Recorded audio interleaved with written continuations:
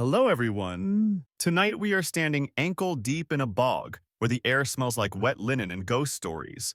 The fog licks your knees and the frogs are already watching. Their throats bulge like balloons just waiting to burst into song, but it's not music they'll sing, it's judgment. You've wandered into a village that trusted the stars less than it trusted the frogs. And you're about to be judged. You probably won't survive. So before you get comfortable, take a moment to like the video and subscribe, but only if you really like what I do here. Post your location and the local time in the comments. I always read them, even if I don't always respond. Now, turn off the lights, maybe turn on the fan for some soothing noise, and let's get started tonight. It begins the way it always does. You shuffle along a worn mud path in the dying light, escorted by two elders who smell like pickled beets and burnt milk. In your hand is a small sack of dried cricket legs. You were told it's a bribe for the judges. You're not sure if that's a joke. The marsh opens before you like a page in a moldy book. Around the pit are 7 low clay bowls, each filled with water, each housing a single frog. Their eyes gleam. They do not blink. And they know why you're here. To your left, an old woman mutters a chant so slow it sounds like breathing through a reed. She wears a robe the color of algae and an expression that could curdle rainwater. She's the keeper. She knows every frog by name. She's the one who will declare your fate, but only after the frogs speak, or don't. This wasn't always a punishment. Not at first. It started according to local stories as a game. Children would sit in a ring, drop a frog in the middle, and ask questions like, "Will I marry Paco from the West Field?" And whichever frog jumped toward you meant yes. If none jumped, you were probably cursed, naturally. But games have a way of becoming laws in villages where no one writes anything down. By the 3rd generation, people took it seriously. If you stole a chicken, the frogs would know. If your neighbor's fishnet went missing and it was you who had a new one stitched from strangely familiar cord, then yes, the frogs would croak or sit still or leap left, and the keeper would nod as if it were obvious all along. You kneel at the edge of the marsh circle. The frogs are already there, seated in their bowls like priests in sunken pews. One is a little off-center. The keeper adjusts it with a long stick, not touching it directly. That's bad luck, apparently. You stare at the one closest to you. It's green with gold speckles and looks like it could read your mind. For a second, it might be. One frog croaks. The keeper pauses. 2 more croak, nearly overlapping. You try not to blink. Frogs were not chosen at random. Only marsh frogs, specifically of the genus Pelophylax, were considered reliable.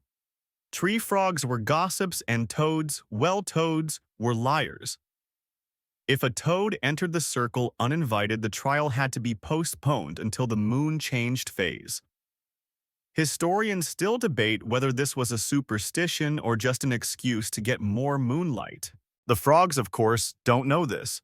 Or maybe they do. The ritual itself is ancient, though the records are all oral. One clay shard discovered near a bog in modern-day Croatia shows a frog-like figure, etched beside what might be a human bound in rope. A single line of proto-script reads possibly, "The guilty no water." That could mean almost anything. Or nothing. But it's enough to get a historian fired up. You're told not to speak. So you sit and sweat. A mosquito lands on your nose and you flinch, but that's seen as disrespect. You pray the frogs didn't see it. The keeper raises one hand. This means the listening phase is over. Now comes the jump. Each frog is removed from its bowl and placed carefully into the ring of wet moss. You are expected not to move, not even to breathe loud. If a frog hops towards you, guilt. If it hops away, innocence. If it lingers cleaning its foot or staring blankly into the night, mistrial. If it lays eggs, this has happened exactly twice in recorded memory, you are said to be neither man nor monster and should consider becoming a hermit. The first frog hops left. The second doesn't move at all. The third one hops directly towards you, lands on your foot, and croaks. The keeper gasps. You are Semi-guilty. A whisper circles the ring like wind in a bottle, half fish, half thief. They will have to consult the reeds. That's a different ritual. In modern terms, this all seems absurd. But frogs have long been symbols of judgment.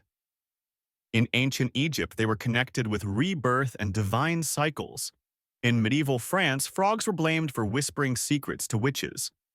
And in this tiny lost village, frogs knew truth, even if they were also mostly interested in flies. One frog wanders toward a moonbeam and sits.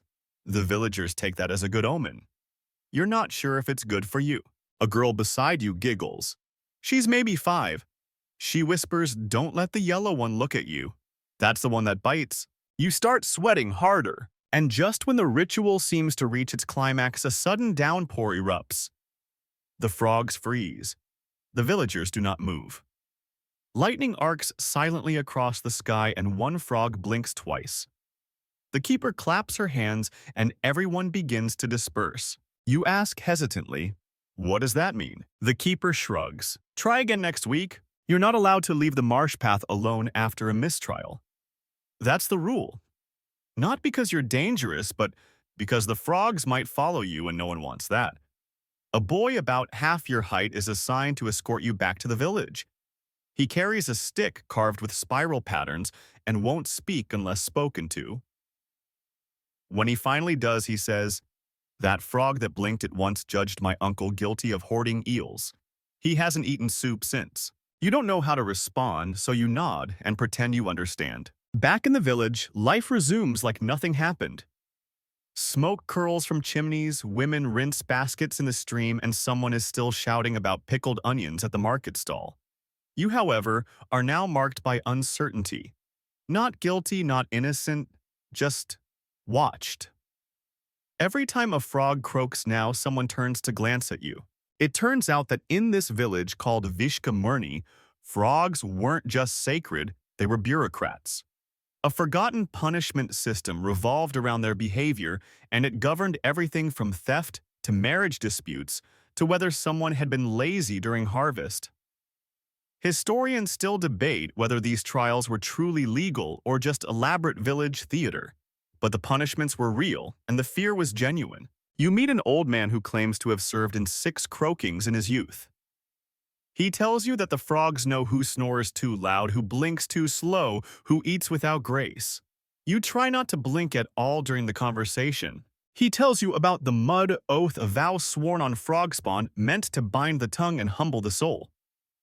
If someone broke their word, they'd be sent to the bowl of murk, a large clay cauldron where frogs floated and listened while you confessed. If they all croaked at once, it was a sign of absolution. If they swam away from you, it meant exile to the edge of the swamp where the only company was mosquitoes and a goat with cataracts named Elo. Back then, they say disputes rarely made it to violence. The frogs absorbed the aggression. Instead of raising fists, people raised frogs. It sounds ridiculous, sure, but isn't it slightly better than trial by fire or by combat? One tale stands out. An account passed down through reed-carved tablets and ash-inscribed bark scrolls. A woman named Inu was accused of tampering with the village's eel nets. The frogs had grown restless during her trial, jumping in and out of the bowls, croaking in discordant rhythm. The keeper was paralyzed, unsure what to declare. Then one frog leapt up and landed directly on Inu's tongue. It stayed there. She didn't flinch. That was key. The village took it as a sign of pure truth, and she was made keeper's apprentice the following moon. That frog was later buried in a walnut shell coffin and given a name that translates roughly as the one who stuck. But not every judgment was so poetic. Sometimes the frogs were hungry or distracted. Sometimes they jumped in ways that could be interpreted as several things at once.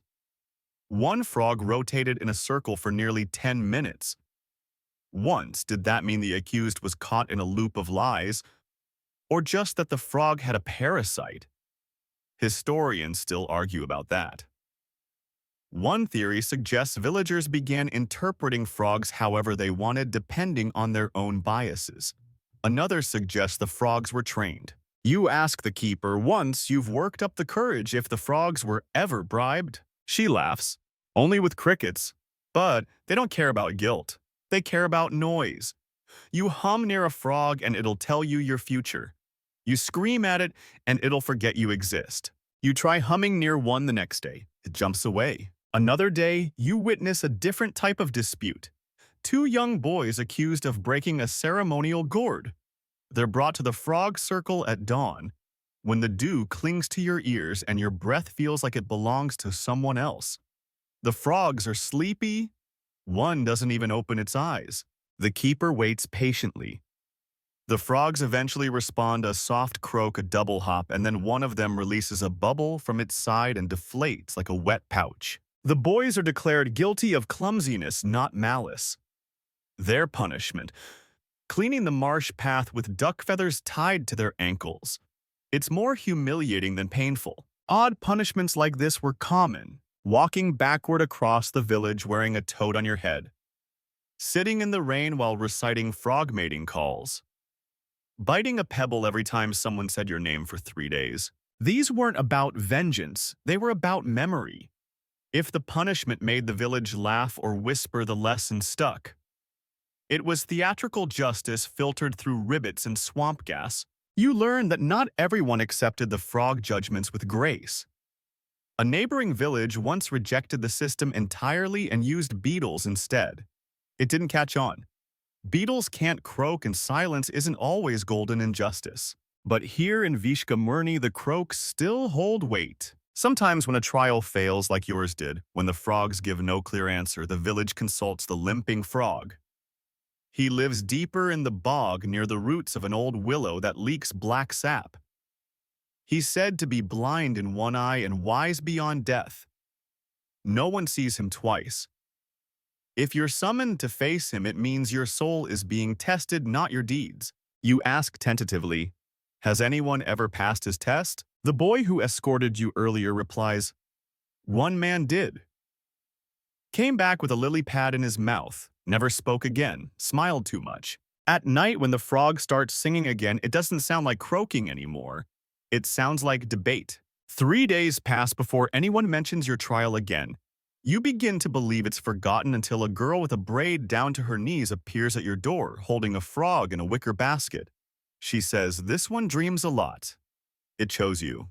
You ask what that means. She shrugs. Probably something. In Viška Murni, frogs weren't just used in trials. They were assigned. To the guilty, to the innocent, to the maybe suspicious. They became companions of fate, symbols of what lay unspoken. The basket frog, greenish, one eye cloudy, breathing like a slow balloon, becomes yours. The keeper later explains that these companion frogs serve to reveal lingering truths. You must keep it close, feed it, speak to it at dusk, and most importantly, listen to it while dreaming. You ask, "What if it doesn't speak?" She frowns. Then you're not ready to hear it. That night you dream of rain falling sideways, of frogs balanced on scales made from bark, and of your hands dripping with algae you can't wash off. The next morning your frog has escaped. You find it sitting atop a reed bowl outside your door, empty, cracked the inside, covered in webbed footprints. You're told this is a sign, not a clear one, but a sign. Rules for frog judgment were extensive. Some were practical. Never touch a frog during a trial, never name it after a living person. Others were poetic. If a frog burrows during moonrise, it's trying to forget. If it sings during windless dusk, it remembers too much. The elders, of course, maintained a master ledger of sorts, etched into cured bark and stored in bundles wrapped in fish leather, called the Croaker's Code. This compilation laid out every scenario ever interpreted and the associated meanings. Some entries were oddly specific. If a frog humps another frog during trial, the accused will marry before next harvest. If 2 frogs die during a mistrial, bury the accused's name for 3 years. If a frog lays eggs in your shoe, you're to become the next keeper unless you sneeze before sundown. No one knows who compiled it or if it's even real. Historians still debate whether the Croaker's Code was a genuine legal framework or an elaborate piece of swamp satire. Some suspect it was satire layered onto actual beliefs because nothing is more powerful than making people laugh while you govern them. The frog you are given now follows you around the village.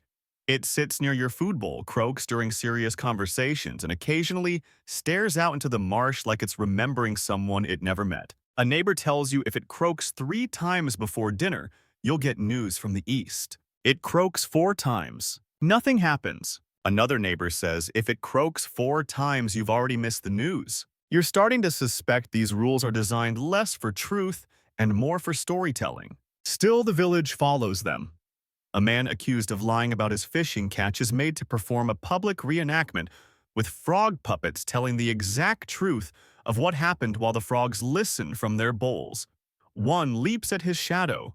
He's deemed guilty in heart, not in hand. His punishment: he has to sleep in a boat for a week while the frogs decide if they forgive him. Sometimes the frogs were wrong, or seem to be. A girl accused of envy was judged guilty by 3 jumping frogs. She protested loudly, declaring her innocence. A day later, her brother was caught with stolen honeycombs. The frogs had croaked at her because she knew but hadn't spoken. That's the logic of the village. Silence has weight. One frog in particular becomes famous in the stories called Old Throat, a large red-eyed marsh frog who lived to the age of 12 and presided over more than 200 trials. It never croaked during trials, never jumped, just stared. People said its silence held prophecy. When Old Throat died, the village held a mourning ritual where everyone spoke only in croaks for a full day. They buried it in a hollow gourd and sent it down the stream with 3 white petals and a beetle to guide its way. Some say the gourd returned a week later full of tadpoles. Others say it sank and became a stone.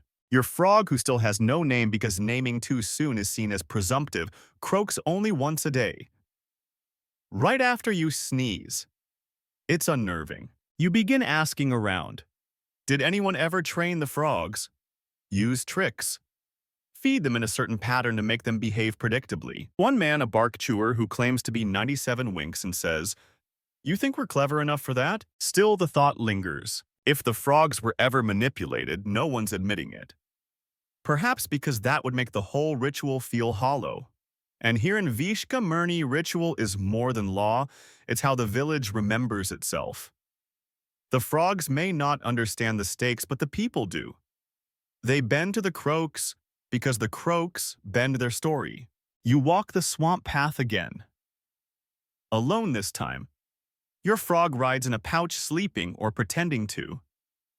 The reeds part around you like weary gatekeepers. At the judgment pit, no one waits, but the bowls are full again. A fresh set of frogs.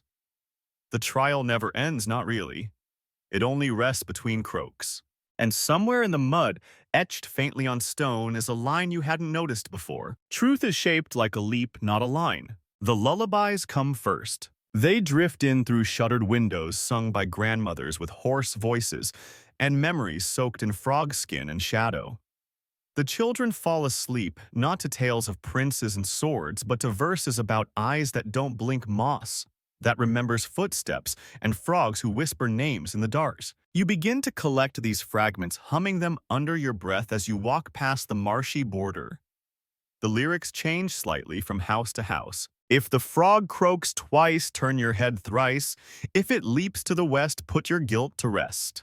Or, little frog upon the reed, tell me what my brother's greed. If he took the cheese, let your throat swell. If he lied again, ring the village bell. There's no official tune, just that sleepy, meandering cadence of swamp logic and secondhand justice. Oral tradition here is more than memory. It's infrastructure. The rules, the stories, the warnings, all passed down through melody. Nothing is written. That would make it real, and real things can be destroyed. Children learn the signs before they learn their letters. They can tell you what it means if a frog hops in a circle, bad news in 3 days. Or if it disappears under a reed, someone's hiding something, or if it croaks while looking away from the accused, justice sleeps tonight. One child tells you solemnly, if a frog swims in figure eights, the village should stay indoors. That means the wind is angry. You nod like you understand. You don't. No one does. But that's not the point. The keeper tells you while she's shaping a new frog bowl from damp clay, we pass on what we remember, even if we forgot why. The song knows, we just hum along. This is how the punishment system survived centuries, not in decrees or scrolls, but in bedtime songs and humming rituals. It slipped through time like a frog through reeds, silent, clever, hard to follow. And these lullabies don't always soothe. Some are grim. One whispered in a voice so soft you think it's the wind, warns of a frog so black it absorbed lies and grew so heavy it couldn't move. The villagers eventually built a shrine around it and fed it secrets. When it died, everything it knew leaked into the soil. Nothing grew there again except mushrooms shaped like mouths. That patch of land still exists. Children dare each other to walk across it barefoot. Some say you'll hear your own voice coming back wrong. You stay clear of it. There's also the story of the girl who sang too sweetly to her frog companion and accidentally caused it to declare a guilty verdict on her mother. The village obeyed the frog's judgment. Her mother was sentenced to echo duty, a punishment where you follow people at exactly 7 paces, repeating everything they say for a whole day. Some say her voice never recovered. You hear a lot of stories like that, a little cruel, a little funny, entirely memorable. One evening, the keeper invites you to sit beside her at the edge of the marsh. She holds a frog in each hand, both small, both twitchy. She asks, "What does it mean when both frogs blink at once?" You hesitate, then say, "Agreement." She shakes her head. "It means the frogs are mocking you." Another time, she tells you, "There's a song we don't sing anymore. Too strong." One verse used to make frogs leap from their bowls all at once. No one knows which line it was. You ask why not test it. She taps your forehead gently. Because we enjoy having eardrums. Even today, no one has managed to catalog all the songs. Every family swears theirs is the original. Some sing to calm frogs. Some sing to wake them. Some sing just to pass the time, like rocking a cradle made of noise. You begin to notice the musical logic in the trials themselves. A tone to the croaks, a rhythm to the hops. The frogs aren't random. They perform. During a dispute between 2 sisters over a shared fishing spot, the frogs are placed in a crescent shape surrounded by water bells, hollow reeds that hum when touched. Each croak sets off a hum. The frogs leap one by one, triggering a melody. The keeper listens like a composer reading sheet music. At the end, she says, "The frogs have composed forgiveness." The sisters cry, they hug. One gives the other a fish. You blink a lot. Maybe it's coincidence, maybe it's marshy melodrama, but something stirs in the way it unfolds. A choreography of the absurd that somehow makes more sense than shouting ever could. Historians, of course, struggle with this. The lack of written records makes verification a swampy mess. Some call it marsh folklore, others amphibian arbitration. But one anthropologist famously claimed, "This isn't about frogs deciding guilt.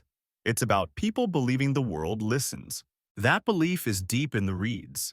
And once you hear the lullabies, you can't unhear them. Even the frogs seem to hum. One night you wake to the sound of your companion frog not croaking but murmuring. A soft, rhythmic noise like a drum beat through syrup. You rise, follow it to the window.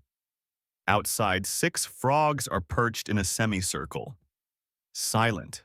Watching. Then they all blink together. The next day, the keeper tells you they want to ask you a question. You ask, "How does a frog ask a question?" She just hands you a reed whistle. You're told not to blow the whistle indoors. So naturally you do. Nothing happens, at first. Then your frog leaps into your food bowl, kicks over your water jug, and stares at you as if you've just recited the worst joke of the century. It croaks twice. Short, offended. Later that evening, the keeper explains the reed whistle isn't for summoning frogs. It's for opening the judgment pit. You don't know what that means, not exactly. You've seen the bowls, the moss rings, the awkward punishments, but this is something else. She tells you to meet her at dawn by the old cattail grove. Wear something you're willing to lose. You arrive with damp socks and a rotting satchel. Seems appropriate. The keeper stands beside what looks like a perfectly ordinary patch of swamp. Then she lifts her hands and begins to hum. The sound is flat off key like a dying flute. The ground responds. A circle of mud begins to bubble outward. Water recedes, and underneath a stone basin shaped like an open mouth rimmed with frog statues whose eyes are hollow and whose tongues form a spiral stare. The judgment pit. You hesitate. She nods once. You descend. Each step squelches. The spiral feels endless. You pass murals drawn in frog-colored ochre and mossy lines showing people kneeling before frogs who wear crowns. Frogs on thrones made of lily pads. Frogs wielding reeds like scepters. Some are large. One is the size of a canoe. You're not sure if that part's symbolic. At the bottom, the air shifts. It's warm and wet, but still, like being swallowed by breath. In the center of the chamber is a circle of carved stone bowls much larger than the ones above. Ancient, cracked. Within each is a still pool of water, and in each pool, yes, frogs. Watching, waiting. You get the sense they've been here a very long time. The keeper speaks slowly. This is where the oldest trials happened. Only used when no other answer suffices. You were summoned here. That is rares. She gestures to a small stone stool. Sit, listen. You sit. She kneels and lays out small offerings, cricket legs, a snail shell, a tuft of her own hair. Then she says nothing. Just silence. The frogs begin to shift. One croaks, another echoes. The sounds bounce from wall to wall like soft marbles. Then a leap. One lands in your lap. You freeze. The keeper nods. That one sees you. It stays for a long moment, then hops to the side and rests beside your foot. This, she says, means you are not guilty of the thing you fear, but you are guilty of the silence you keep. You ask, what silence? She doesn't answer, because that's how the pit works. It doesn't tell you what to say, it tells you what you haven't. There's a legend carved near the stairs. You pass it on the way out. A depiction of a woman kneeling beside 6 frogs. One is mid-leap, one is asleep. The others form a half circle. Beneath it, a line of script scratched into clay, and later inked in swamp dye. Even if you do not ask the question, they will answer. People in Viška Murni believe the pit is alive. Not in a breathing heartbeat sense, but in a remembering sense. That it absorbs truth, that it stores guilt like moss stores water. Some say it knows what you dream, and you do dream. That night in your sleep, you're in the pit again. The frogs are chanting, not croaking, chanting. You understand the rhythm, not the words. You wake with the smell of old stone in your nose. The next day, the village holds a public viewing of the pit. Rare. Only once every few seasons. People bring baskets of offerings more symbolic than nutritional. Frog-shaped sweets. Reeds tied in knots. One boy gifts a drawing of a frog riding a horse. It's received with applause. Then comes the offering of echo stone. A small pebble handed from villager to villager, each whispering a regret into it before tossing it into a bowl. The frogs are placed around the bowl. If one croaks, that regret is known. If more than one croaks, it is shared. If none do, the regret is not yet ready. You participate. You whisper your own regret, something half-formed, maybe nonsense, and drop the stone. One frog croaks. Another hiccups. The keeper laughs, shared but confused. That's rare. Some frogs don't croak at all during these ceremonies. These are the mute judges, honored not for their silence but for their restraint. When they do croak, it's said to shatter lies. And lies, the keeper warns, are like leeches. Ignore them long enough, they take blood. Feed them attention, they fall off. The judgment pit becomes your obsession. You visit it more than you should. Sometimes with your frog, sometimes alone. Once you bring a flute and play softly, hoping to stir a reaction. The frogs sleep through the whole performance, or pretend to. A neighbor finds you there and asks, looking for truth. You nod. He laughs, better off asking a cabbage. Frogs just tell you what you already suspect. Maybe that's why the trials worked. Not because frogs know truth, but because people lean in when the absurd tells them something honest. You finally ask the keeper the question you've been holding. Has a frog ever made a mistake? She thinks a long time, then says only when we wanted it to be right. There's a tale that the villagers don't like to tell. Not because it's frightening, but because it's embarrassing. And if there's anything Viška Murni resents more than guilt, it's losing face in front of a frog. You hear it from a girl who sells moss bread by the stream. She says it fast like she's spitting out a nettle. There was a man once Jew so big ears louder than thunder in a pan. He was accused of stealing eggs. Denied it, swore on his frog. Said he was innocent, aunt. The frogs blinked, croaked, leapt, left. Guilty. He screamed at them. Lying croakers, you've got wet brains and slimy morals. That's when things went sideways. According to the tale, the frogs went still. Not just the trial frogs, all of them. Every bowl, every pond, even the tiny ones who live behind the moss brick bakery. Total silence, like the village had been snapped inside out. Then one frog, the smallest, barely bigger than a thumbprint, blinked. Not once, not twice, 3 times. This, according to this croaker's code, means exile by fog. No one likes to talk about exile by fog. It means you're taken to the border marsh at night where the fog is thick enough to chew. You're given 1 candle, 1 reed flute, and 1 dried cricket. Then they leave you. If you return by morning, you're forgiven. If not, well, the frogs decide what happens next. Yuso never came back. But weeks later, a frog was found sitting outside his old home, wearing, no joke, a tiny scrap of his vest on its back. Historians still debate whether this was symbolic magic, spontaneous textile-wearing behavior, or just someone playing a prank. The villagers don't laugh about it. To them, it's proof. You wonder what it would take for a frog to punish someone like that. You imagine Juso's shouting echoing through the swamp, his disbelief, his anger, and finally his silence swallowed by the fog. And what did that frog see exactly? What calculation sat behind that third blink? You begin to notice the frogs watching you again. Not just your companion frog, but others. Perched on barrels, hiding beneath cabbage leaves. One appears in your wash basin and croaks when you blink. You've started talking in your sleep, they say. Whispering questions like, did I choose this? And how many croaks is too many? The keeper begins preparing you for something she calls the reckoning leap. A symbolic trial for those who've walked the judgment pit but still carry unease. It's not a punishment, she says. It's a question you answer with your feet. You're to walk barefoot across the frog stones, a path of slippery boulders laid out in the shallows behind the pit. Each stone is watched by a frog. If you slip, you must answer a question from the keeper. If you make it across dry, your burden is lifted. It sounds simple. It's not.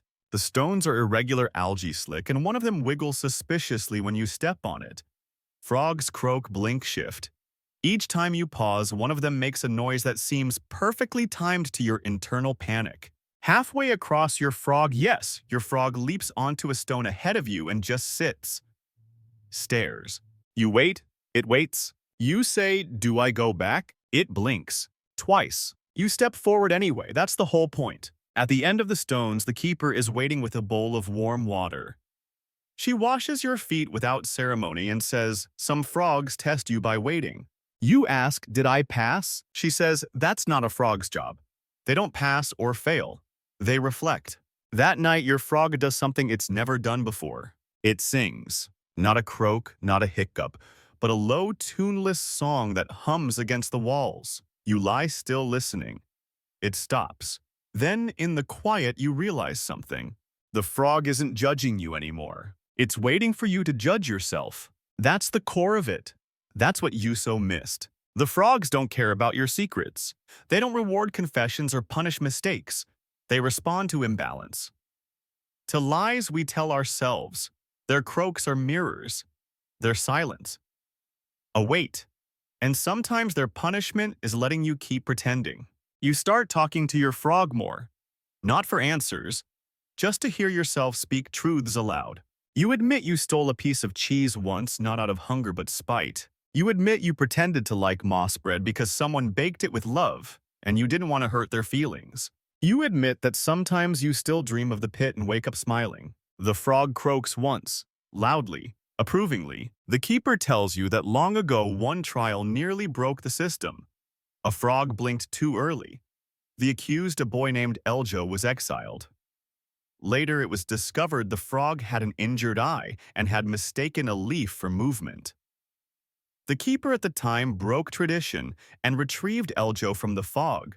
The frogs didn't croak for a full month after. Some say it was mourning, she says. Others say it was protest. You ask what she believes. She shrugs. Maybe they just needed rest. The frogs aren't infallible, that's not the point. They're not oracles. They're reminders. And the point in Viška Murni is never the verdict. It's the pause that follows. The trials held by torchlight are different. The frogs behave differently. The accused behave differently. And the shadows seem to stretch longer, more curious, as if the marsh itself is craning to hear the verdict. You're invited, not summoned, but softly encouraged to attend a night trial. You've never seen one. The keeper just says, wear something you can sleep in. Or something you can apologize in. Depends how it goes. It's humid. The fireflies buzz like polite gossip, and frogs gather even before the bowls are set out. A kind of electricity pulses through the damp air. Someone offers you a torch. You decline. You want both hands free. The accused tonight is a girl named Velu. Young, maybe 15, accused of twisting words. Not lying, twisting, making someone's promise sound like a threat. Her father brought the complaint, her mother declined to testify, her brother cried when the frogs were fetched. This is the kind of case where the frogs shine apparently. The bowls are set. 7 frogs. One glows faintly under the torchlight, its skin shiny like river glass. Another is so still it could be made of clay. Velu kneels on a woven mat that's been darkened with soot. Her eyes are open not in fear, but expectation. She's been here before. The trial begins with a soft chant. The keeper doesn't speak loudly, just lets the song spill from her lips like steam from a cracked pot. Then silence. Everyone watches. The frogs begin to move. One croaks, one jumps, one begins turning in a slow, lazy circle. The villagers begin to murmur. This isn't a usual pattern. The keeper clears her throat. That means wait. Then one frog leaps not toward Velu, but toward her father. It lands on his foot and blinks, twice. Gasps ripple through the crowd like someone dropped a stone into their lungs. This doesn't happen often, but when it does, it matters. Because frogs don't accuse, but sometimes they redirect. The keeper speaks utterly. The frogs see where the twist began. Velu's father turns pale. He doesn't argue, he just leaves. Velu is asked to stay behind to sit with the frogs until sunrise. That's the custom when a trial flips unexpectedly. It's called the resting truth. It gives the accused time to reflect and gives the frogs time to reset. You stay too, not because you're told to, but because you want to see what frogs do after a verdict. They don't leave. They don't even seem tired. Instead, they shift, reposition. One climbs onto Velu's knee and rests there like a warm stone. She doesn't move. You think she might be crying, but it's dark. Maybe it's just the marsh dew catching her lashes. The keeper tells you that night trials are when frogs are closest to memory, that their nocturnal minds connect to what people forget in daylight, that their croaks carry weight not in volume but in timing. And there's a rhythm to it. You hear it now, how the croaks don't just echo but respond. A long one, then too short. A pause, a shuffle, a wet little breath, like poetry composed from the edges of dreams. Some say frogs are the keepers of emotional law, not facts, but feelings. That's why they're good at cases of envy, of grudge, of slippery guilt. If you stole bread, they'll hop left or right. But if you broke a heart, they'll just stare at you until you do something stupid. You think of Juso again. Maybe that was the lesson. Maybe his crime wasn't theft but pride. Later, when the sun begins to color the mist with that gentle orange glow, Velu walks back to the village. Alone, the frogs follow for 3 hops, then veer off into the reeds. You ask the keeper, what if they hadn't jumped at all? She says, then we'd wait. You ask, for how long? She smiles, until something jumped inside us. Sometimes when the frogs remain still, the village interprets it not as silence, but suspension, a kind of divine buffering. You're supposed to reflect, repeat the ritual later, and importantly, not speak of it in between. But frogs can be petty. Once a trial was rescheduled 4 times because the frogs refused to arrive. Not refused to judge, refused to show up. They were coaxed with insects, sweet herbs, a very awkward violin solo. Nothing worked. On the 5th attempt, they all appeared at once. The keeper at the time declared they were waiting for someone to apologize. No one knew who. Everyone apologized. The trial proceeded. This is the messy beauty of it. The villagers lean into the confusion. They honor the rules, but more importantly, they honor the unpredictability. The frogs aren't meant to be controlled. They're reminders of the parts of life we don't get to control. The part where you might be right, but still wrong in tone. The part where you tell the truth, but too late. That's why torchlight matters. In the day, you can lie with posture. At night, all that's left is sound. You sit in the dark with the keeper hours after the crowd has gone. Your frog sleeps in your lap. One of the trial frogs hops into a shallow bowl and paddles in a slow circle. You ask, what if none of this is real? The keeper looks at you with that expression again, the one that curdles rainwater. Then she croaks. Perfectly. Once. Twice. Then silence. You both burst out laughing. Because that's the thing no one tells you until you've stayed long enough. Frogs are funny. And sometimes the punishment is realizing you're taking yourself too seriously. The frogs refuse to speak. It happened during the height of summer when the air was too thick to breathe properly, and even the mosquitoes seemed reluctant to buzz. A theft had occurred. Someone had stolen the keeper's reed comb. A small thing, personal, but deeply symbolic. The comb was passed down through 6 previous keepers and carved with tiny frog legs along its spine. Everyone expected swift judgment. Instead, the frogs just sat. They were present, alert, blinking, shifting, even yawning in that way only frogs can, like stretching a tiny balloon. But not a single croak emerged, not one jump, not even a tongue flick. The bowls were cleaned, replaced, refilled. Nothing. The villagers whispered. They're sulking. They're uncertain. They know something we don't. The keeper said only, they are withholding, and we must respect that. That was the first time you heard of the silent croak. A term used when frogs refuse judgment not because of confusions, but because of something deeper, a kind of spiritual embargo. It had happened before, once decades ago during a marriage dispute. A woman wanted to annul the union, claiming her husband had tricked her by hiding his fondness for dried leech paste. The frogs remained silent for 7 nights until the husband admitted he had also hidden a second home in another village. The frogs croaked the very next morning, and so now, with the reed comb gone and the frogs indifferent, the keeper instituted the long wait. Each villager would carry a frog on their person until the silence broke. You're handed yours in a walnut shell cradle. It looks up at you with the emotional clarity of a soggy shoe. You strap it to your shoulder and walk back to your hut feeling ridiculous. It croaks the moment you open the door, then is silent for the rest of the evening. It doesn't judge, it observes. For days, the village is quieter than usual. People speak gently around the frogs. They sing lullabies at odd hours. At night, you can hear whispers like, do you think they're angry? Maybe they're just tired. It's been a heavy season. I told you not to play the lute near the judgment bowls. There's no laughter. No punishments are issued. No confessions accepted. The frogs won't respond, so nothing can be official. That's when things start to fray. Without the frogs, the village is still functional but hollow.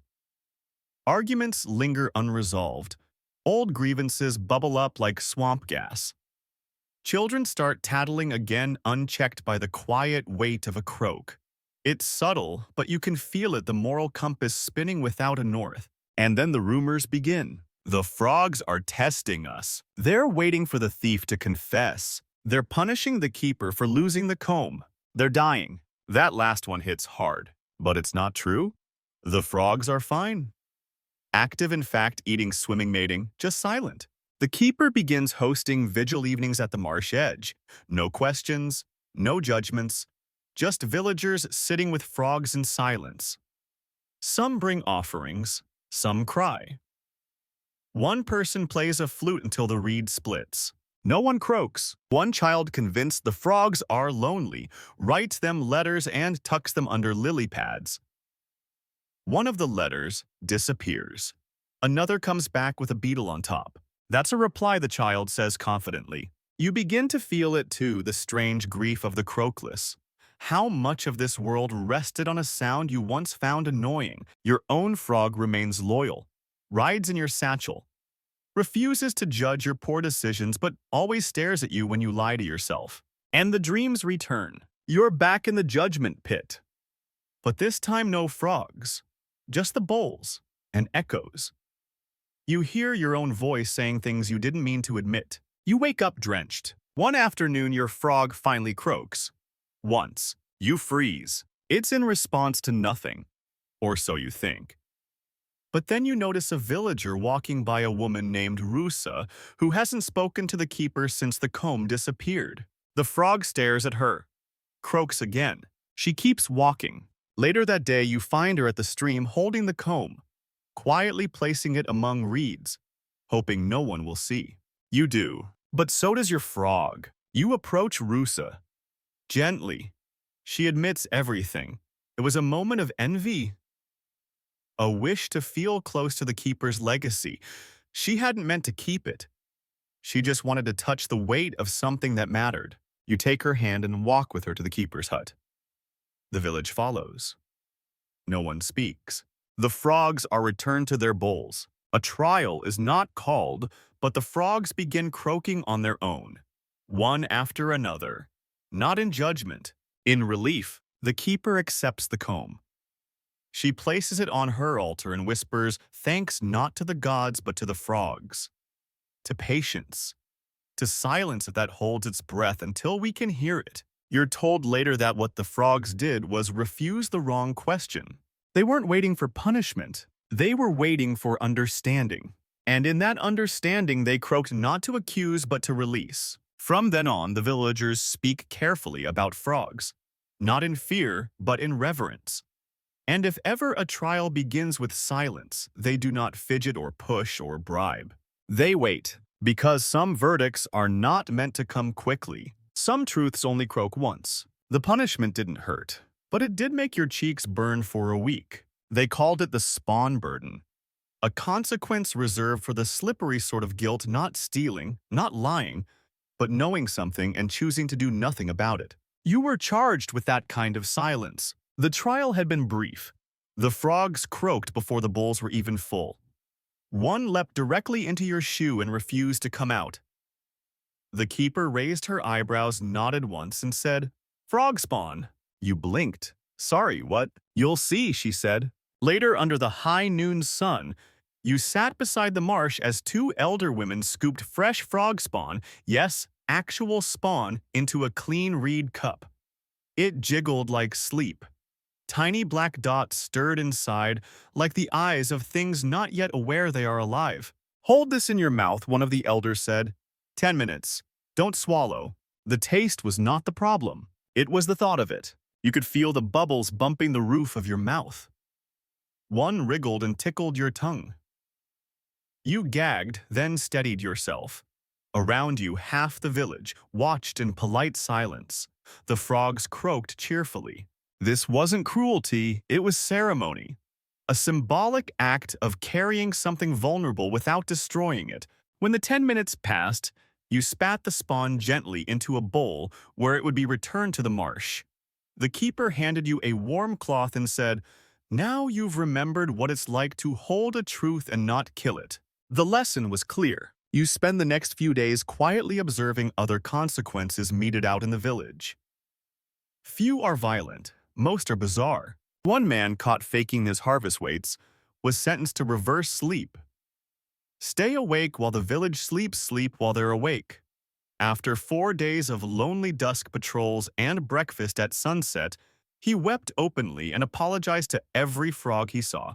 Another woman charged with mocking the croaks during a sacred lullaby was given the reed mask, a helmet made of hollow reeds that made her sound like a frog when she spoke. She wore it for 3 days and found to her surprise that frogs listened better when she wore it. She kept it for festivals afterward. Children were often given foot lessons, a practice where they walked barefoot across muddy script words painted in ash and swamp dye. By the time they reached the other end, the message was unreadable, but the lesson had soaked into their skin. Every punishment served a dual purpose: remind the individual and entertain the village. Because embarrassment fades, but the story lingers. The frogs, of course, never changed their tone. They remained consistent, croaking, blinking, hopping. Yet their presence elevated each sentence, made it sacred. You couldn't laugh at the punishment when a frog had endorsed it. And sometimes the frogs punished through absence. Once an accused man received no trial. No frog would enter the bowl. No croak acknowledged him. The keeper said simply, "You are beneath their notice." That man left the village 2 days later, head low, shoes still tied. You ask the keeper once, "Do the frogs ever forgive?" She ponders. "They don't need to. They just reset." Then she adds, "But if they climb into your hand, that's their version of a hug." You try this theory with your companion frog. It blinks at you, then hops into your soup. Close enough. Some punishments are deeply symbolic, like the raft sleep given to someone who interrupted 3 trials with sarcastic coughing. The offender was made to sleep for 1 night on a raft in the middle of the marsh. Tied gently, just enough not to float away with a single frog perched beside them. No blanket, no lantern, only fog and frog breaths. They say the raft sleeper returned with an entirely different laugh, softer, wiser, like it had learned to echo. The keeper tells you of one case from generations ago, a woman named Tani accused of hoarding charms meant for frog fertility rituals. The frogs leapt away from her bowl, a sign of rejection.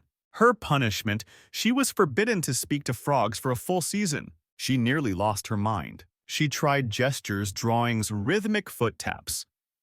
Nothing satisfied the rule. Until the day a frog leapt into her lap uninvited. The keeper called it unsanctioned forgiveness. The ban was lifted. You come to understand that punishment here is not about repayment. It's about reconnection. Every act of consequence is also an invitation to remember, to laugh, to return. Even your spawn punishment, silly as it felt, left a mark. You find yourself gentler with the truth now. You speak sooner, even if it costs you comfort. And sometimes when no one is around, you hum to your frog old lullabies you barely remember. The frog doesn't croak, but it always listens. One evening, a traveler visits the village. He laughs at the frogs, calls them warty little judges, says this place is a comedy swamp, not a civilization. No one argues. No one explains. The next morning, the traveler wakes with frogs inside his boots, just sitting, blinking, judging. He leaves by noon. You don't see him again. The village of Toku didn't like frogs. Just a few hills beyond the misty borders of Viška Murni, they preferred dry soil, dry humor, and dry laws. No marshes, no croaks, and certainly no frogs deciding anything. Their system of justice relied on beetles, specifically scarab beetles imported through dubious trade routes and kept in ornate wooden boxes that smelled faintly of vinegar and wood smoke. While Viška Murni listened for frogs to croak and blink, Toku waited for beetles to crawl towards symbols etched into powder-covered tablets. If the beetle walked toward the glyph for guilt, the accused was punished. If it hesitated or circled well, that meant appeal. You'd think this beetle-based jurisprudence would be enough of a curiosity, but no. Toku didn't stop at insects. They mocked the frogs. They sent letters written in rhyme, delivered by children with smirks declaring things like, "Your frogs may leap, your moss may stew, but beetles know what's false and true." Viška Murni didn't respond. They let the frogs do the talking. And then came the Toad Inquisition. It began with a traitor half-mad eyes like rain puddles, who claimed to have discovered a method for toad channeling. He brought with him a heavy sack full of puffed-up warded creatures the size of overfed cats, and declared them superior to frogs in every way. Frogs whisper, he said, but toads decree. Taku loved it. They held their first toad trial within days. No bowls, no moss rings, just a large flat stone, a torch circle, and 6 toads slathered in berry oil to make them more majestic. One toad blinked, then belched. The accused, a boy suspected of pocketing sweets from the communal storehouse, was declared reformed through observation. That phrase caught on. Every time a toad burped or shifted, Taku claimed a moral breakthrough. The frogs in Viška Murni didn't react for weeks. But on the night of a shared midsummer festival, when the 2 villages agreed to trade food songs and rituals, the frogs decided they'd had enough. It started subtly. During the ceremonial procession, one of Viška Murni's frogs leapt from its keeper's hands straight into a Taku stew pot. It stared motionless as the crowd gasped, then croaked, loudly, 3 times. The reaction was immediate. In Viška Murni tradition, 3 croaks at a shared table meant ritual contamination, a sign that the food carried lies or misfortune. The frog had essentially indicted the stew. Taku elders demanded apology. Viška Murni's keeper shrugged. The frog spoke. "Not me." That might have been the end of it. But then the frogs began arriving in Taku. Uninvited, dozens, then hundreds. They weren't aggressive. They didn't leap onto beds or overturn beetle boxes. They just watched, sat in doorways, croaked softly during meals. One was found inside the mayor's boot with a slug in its mouth. Another was discovered neatly coiled inside a toad's ceremonial headdress. It was in short an occupation. Taku tried everything. Scarecrows, beetle chants.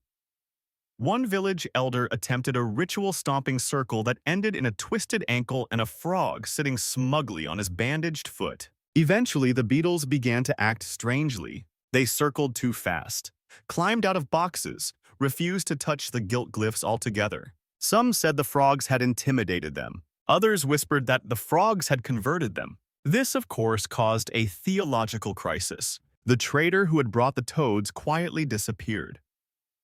Some say he was last seen arguing with a heron. In desperation, Taku sent a delegation to Viška Murni offering a formal truce and a basket of their most docile beetles. The keeper accepted the beetles, placed them in a circle, added 1 frog. The frog croaked once. The beetles scattered. No punishment was issued, no ceremony, just that 1 croak. Afterward, Taku agreed to keep their judgments internal. And the frogs, they slowly returned to the marsh, except one, a large speckled fellow who chose to remain in Taku. It sat daily outside the bakery and croaked exactly once before sunrise. Every day, the townsfolk began to use it as a timer, then a weather vane, then a name-day forecaster. In time, it was painted on Taku's village gate holding a beetle in one webbed hand. You ask the keeper why the frogs allowed that. She smiles, because even frogs understand satire. From that point on, inter-village relations softened. Taku stopped writing mocking poems. Viška Murni stopped sending frogs in baskets. The 2 villages resumed their festivals this time with separate stew stations. One frog, now known as the neutral observer, attends both ceremonies and sits exactly halfway between tables.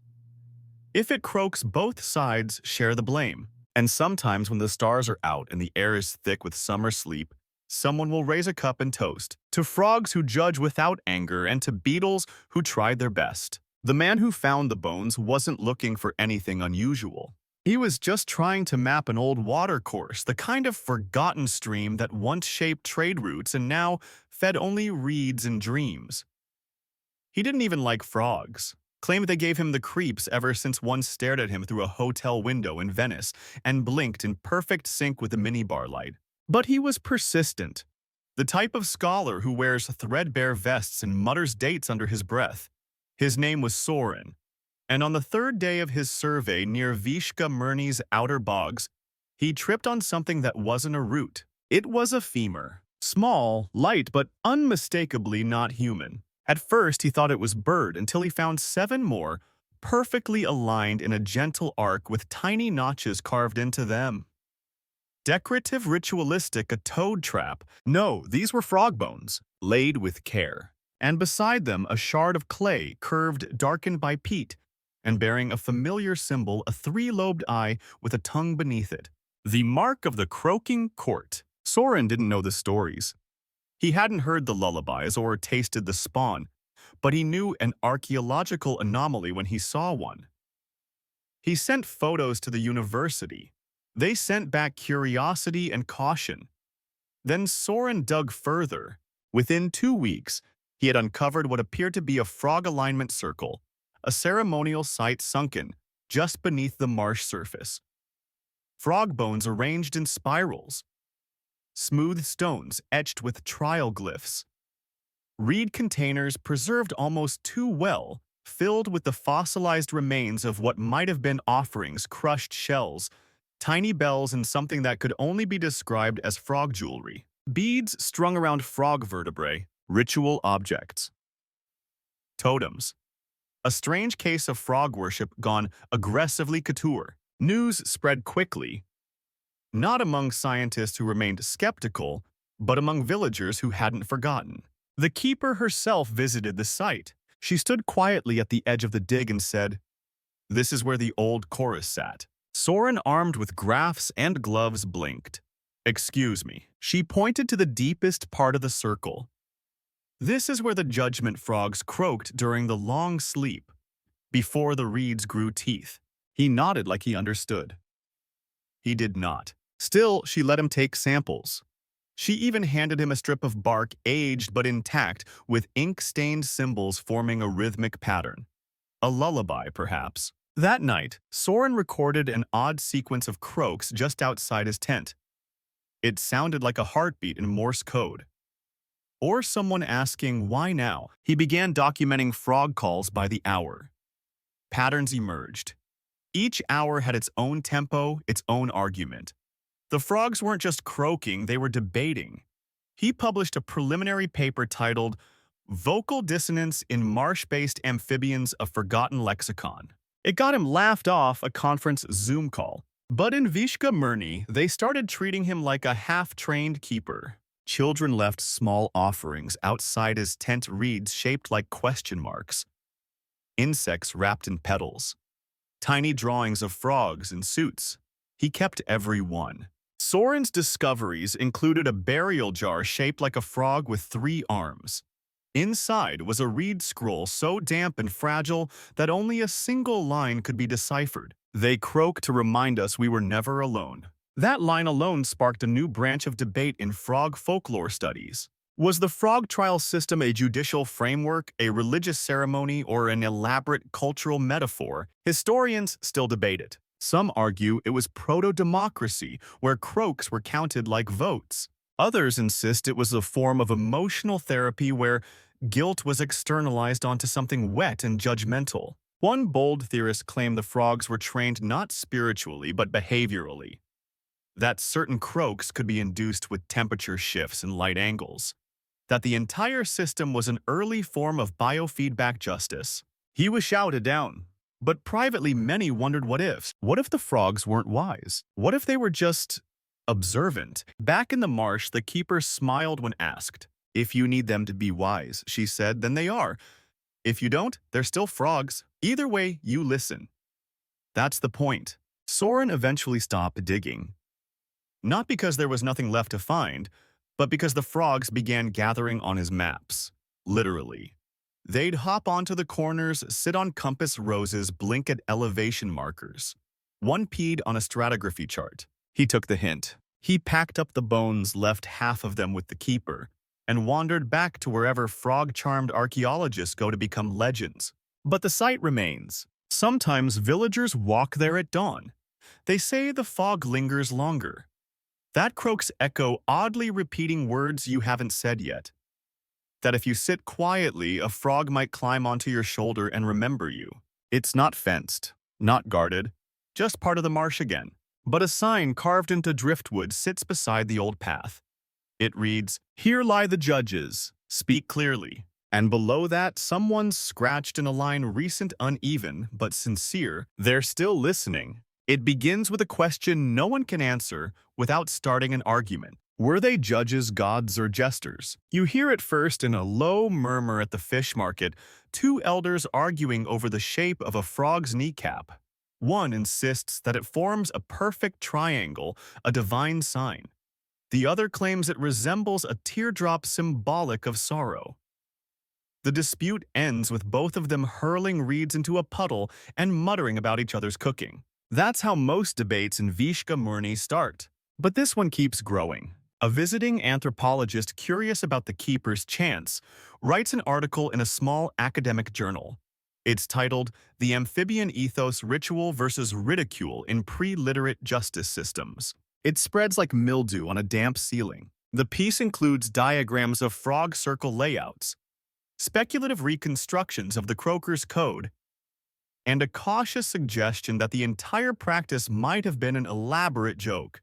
Yes, a joke. The writer posits that ancient Viška Murni may have engaged in a long-form communal satire where frogs weren't judges but props. The humor lay in pretending they had power, turning judgment into performance art. The real verdict, the article concludes, was always self-inflicted. The frogs just gave permission. It's well-argued, well-researched, and it makes everyone furious. Not just the keeper. The frog stopped croaking for a day and a half, just long enough to feel like a sulk. And the village divides. Some agree with the article. They point out the costumes used in certain frog festivals, the comically awkward frog puppets used in storytelling, the punishments that always seem to embarrass more than harm. They were laughing, one man says, just not at the frogs, at themselves. Others are scandalized. They bowed to frogs, someone counters. You don't bow to punchlines. The keeper refuses to comment directly, which of course makes it worse. She simply places a frog on her shoulder and carries on weaving a new reed basket. When someone finally asks her, she replies, "Does it matter? If you listen seriously, what you hear is real." But now the academic swarm descends. You see them in the village, people with neck scarves and notebooks filming frog circles and asking locals awkward questions like, "Would you say you personify guilt through amphibian proxies?" One of them tries to conduct an experiment by placing a plastic frog in a trial circle. It melts under the sun.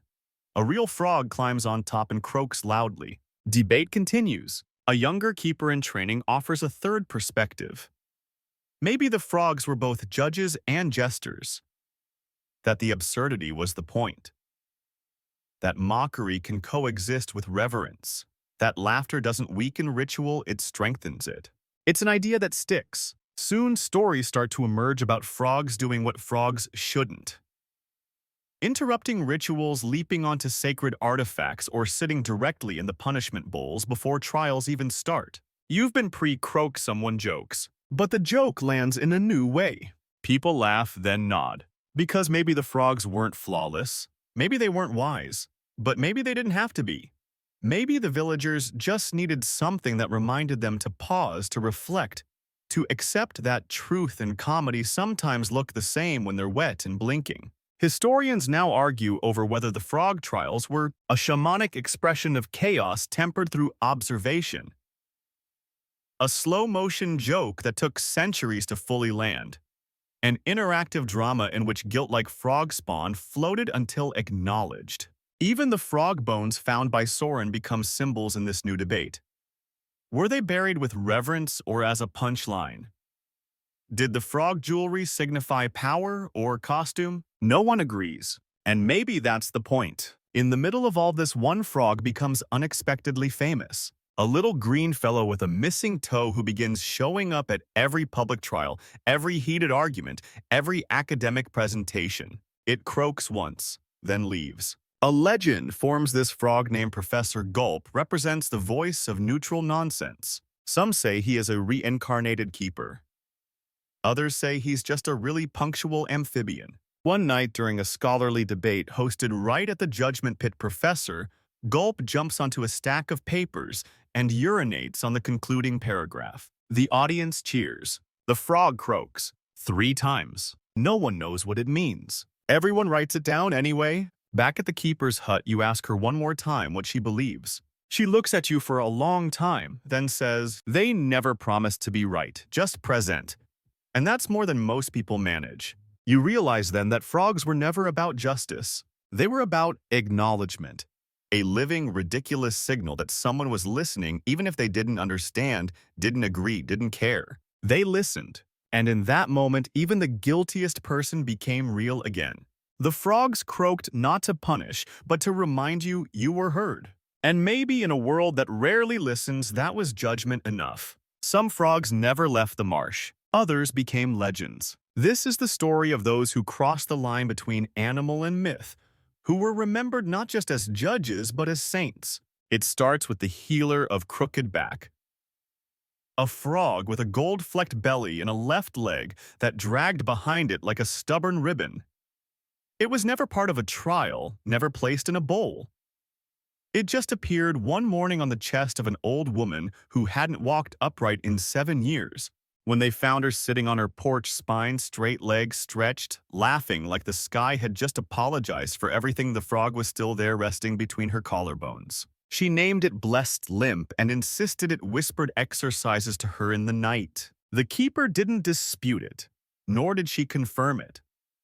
She just added a reed bead to the ceremonial staff and instructed everyone to bow just once if they saw a frog sitting on someone's shoulder. From then on, miracles came slow but steady. A fisherman lost at sea for 3 nights was found asleep on a lily pad, yes, on it, not next to it, with 3 frogs nestled in his beard. A child born with no voice spoke his first word, ribbit, at the exact moment a frog leapt into his family's stew pot. The stew was never served. The frog was honored with a necklace made of snail shells. And there was Whisker the frog, who blinked once at a criminal and then vanished entirely. The criminal dropped his stolen goods, lay flat in the mud, and refused to move for 6 days. When asked why, he said, "I have been seen too deeply." Historians call these stories swamp metaphors. The villagers call them sightings. A shrine formed naturally. No marble, no incense, just a hollow log in the marsh where people left beetle wings, bits of honeycomb, and sometimes their secrets scrawled on bark. It's not policed. It's not cleaned. But frogs come and go from it in shifts. One girl swears she saw a frog with glowing eyes leap from the shrine straight into a book someone was reading. It swallowed the page, she said.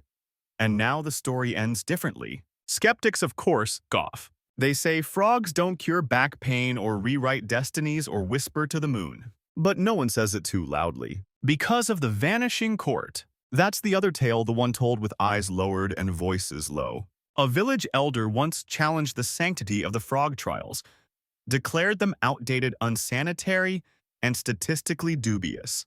He called a public meeting and demanded modernity. No frogs arrived. None. For 3 days the village fell silent. Disputes brewed. Tempers rose. Children stopped humming their lullabies. The marsh grew still. Then on the 4th night, every frog in the trial ring vanished.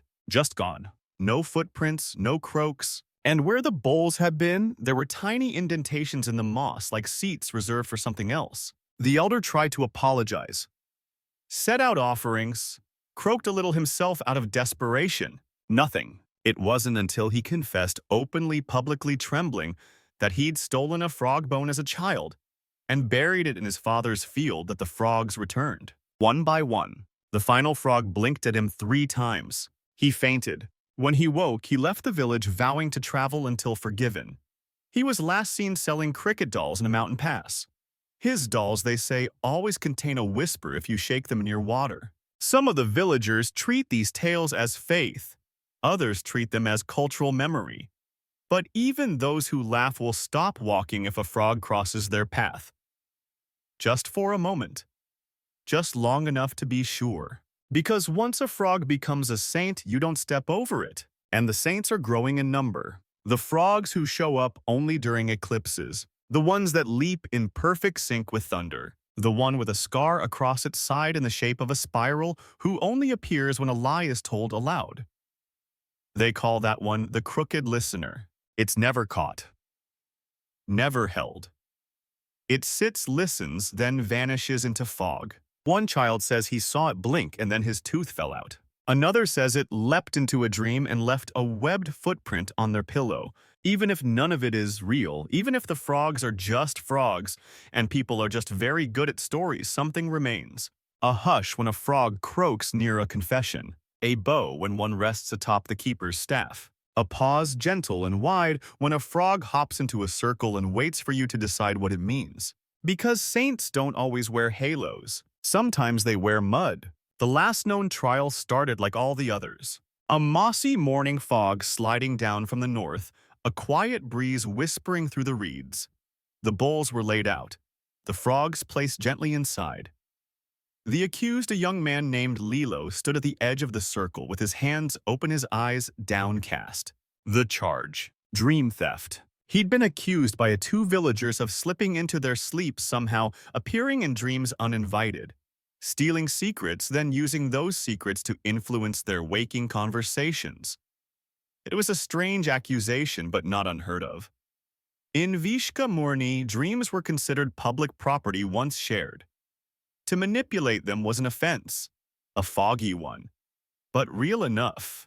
The frogs were restless that morning. They shifted early. One climbed out of its bowl before the chants even began. The keeper hesitated. Everyone noticed. The ceremony continued. Anyway, the lullaby hummed, the offerings scattered. The frogs arranged. Then came the croaks. One, pause, two more, then silence. Then all 7 frogs leapt at once, not toward Lilo, not toward the keeper, toward the center of the circle. They landed in a perfect ring. No one had trained them. No one moved. The entire village stared, mouths open, minds scrambling to interpret.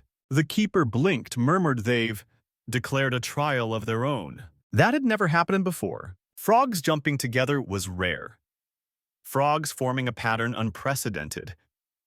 But it didn't stop there. The frogs began to croak in a rhythm. A rolling wave of sound. Not a frenzy, not a panic. A song. Someone whispered, "They're judging the system." The air grew thick. Lilo fell to his knees, weeping. "I don't know what I did," he cried. "I just wanted to be forgiven." One frog broke the circle. It leapt onto his shoulder, then down to the ground again, then sat. Still, the others followed. One by one, each frog touched Lilo's shoulder, foot, knee, hand, and returned to its bowl. The keeper stood. They have issued absolution. The villagers waited for a punishment. There was none. No spawn to carry, no raft to lie on, no mask of reeds. Just the frogs, quiet, still, and Lilo smiling through tears as if something deeper than guilt had been scrubbed out of him. Afterward, the keeper dismantled the trial circle, not because it was broken, because it was finished. She declared that the frogs had ended the age of punishment, that they no longer wished to speak on matters of guilt, that they had judged the very act of judgment and found it wanting. Some disagreed, quietly. But the frogs stopped croaking during trials. They stopped leaping toward the accused. They sat in the bowls and refused to move. And Viška Murni changed. It wasn't sudden, it never is. But people began solving disputes without frogs. They asked questions. They listened. They paused and laughed and admitted things before they festered.